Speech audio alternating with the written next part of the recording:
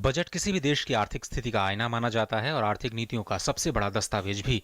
भारत में बजट को लेकर खासा उत्साह इसलिए भी देखा जाता है कि टैक्स के मोर्चे पर उन्हें क्या नफा नुकसान होने जा रहा है। बीते साल सरकार ने 19,78,000 करोड़ रुपए का बजट देश के सामने रखा। बजट में देखना होगा कि सरकार ने किस तरह से इस बजट का इस्तेमाल किया और अगले साल के लिए बजट का साइज क्या होने जा रहा है।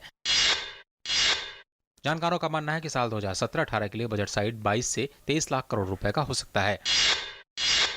देश और दुनिया यह भी जानना चाहेगी कि 8 नवंबर को देश में विमुद्रीकरण के फैसले का असर देश के विकास पर, देश के बजट पर क्या होता है।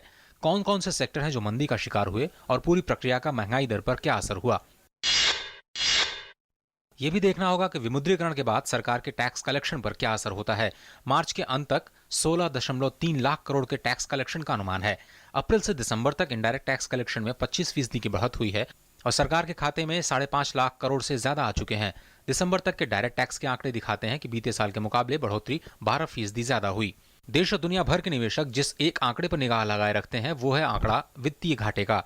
बीते साल सरकार ने साल 2016-17 के लिए वित्तीय घाटे का अनुमान जीडीपी का 3.5% रखा था, जिससे पूरा किया गया या नहीं इस पर सभी की निगाहें होंगी।